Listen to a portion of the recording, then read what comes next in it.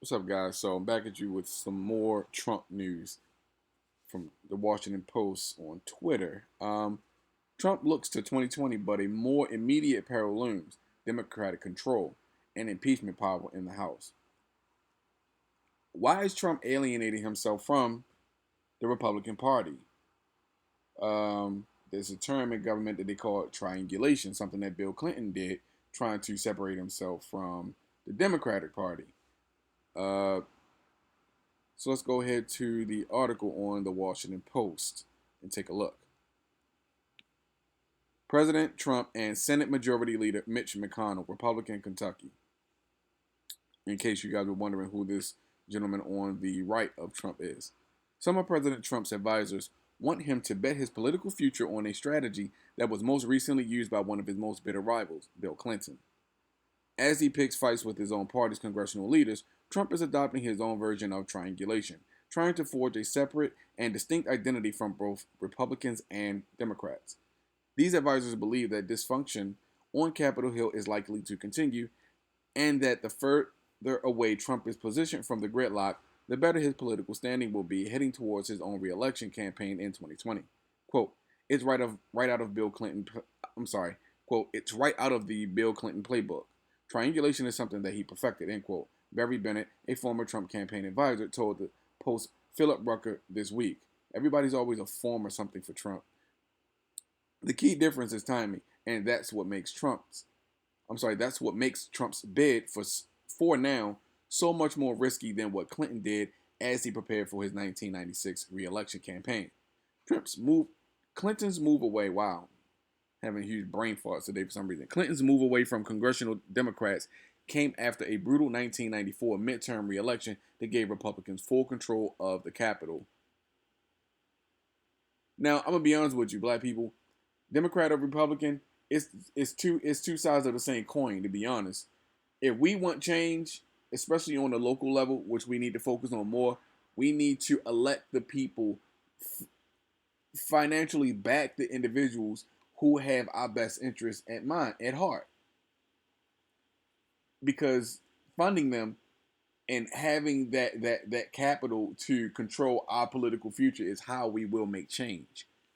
Trump is making a preemptive break with his would-be congressional allies barely 7 months into office.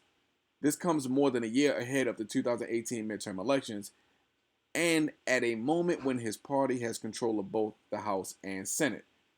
The Republicans control Congress. If you're wondering why Trump is allowed to do a lot of the things that he has done and how come it's so hard to get him impeached, even though he seemingly has gone against the Constitution since before even coming into office, this is why the Republicans control Congress. As you guys, if you looked at the video that I uploaded previous to this one, kind of explains what Congress is. Let's see. Democrats are openly suggesting President Trump could be impeached. Here's how it would actually happen. That is, if you would, play the video, you can go to the Washington Post and play this. And he's doing it in a scathingly personal manner, attacking congressional Republicans nearly daily through social media and at public rallies. Trump's advisors contend that the strategy will inoculate him from blame if Republicans lose big time next year. So, you guys elected a president whose only concern is to save his own ass. Do you see what's going on?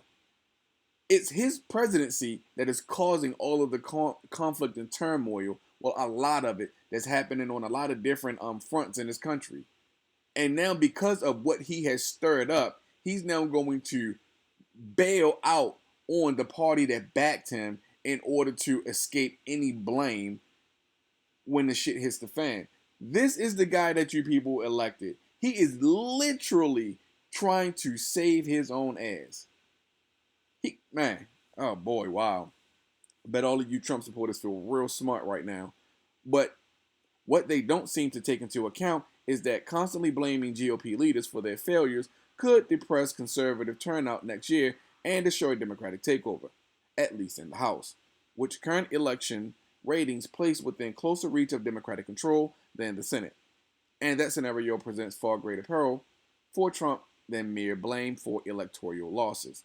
a Democratic House majority would have the power to move on impeachment proceedings, as I kind of explained earlier. The gravel of the Oversight and Government Reform Committee would go to Representative Elijah E. Cummings, Democrat, Maryland. Um, yeah, I'm from Baltimore, so I know, well, I don't personally know him, but I've met him.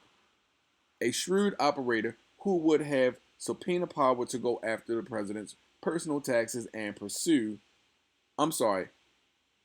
peruse how much the Trump organization is benefiting from foreign governments staying at his hotel properties. Again, I've done a video on this. I can't remember the title of the video, but check my catalog. Um, that is in violation of the emoluments clause in the Constitution, that a president is not supposed to profit from any businesses or holdings that they have while they hold office. You cannot use your seat as president to make profit for any of your businesses. You're supposed to sign over the head of the company to someone else and allow them to run the company for you while you are president. Trump, as I've said before, people seem to be overlooking these kinds of things. They seem to be overlooking these kinds of things. People were concerned with Obama going on vacation.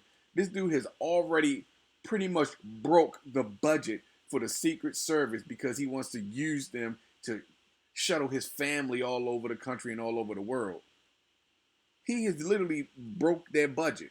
A 1 year's budget, he's burnt through it in just little more than a half a year. It's insane. But anyway, let me know what you guys think in the comment section about what's going on with Trump and in Congress, with the Democrats possibly being able to control Congress, the House, and the Senate after the 2018 midterm elections. And what do you think about Trump's tactic to basically jump ship and leave all the women and children there to burn? Because, they say the captain's supposed to go down with the ship, but he's literally jumping ship and leaving everybody else there to fry.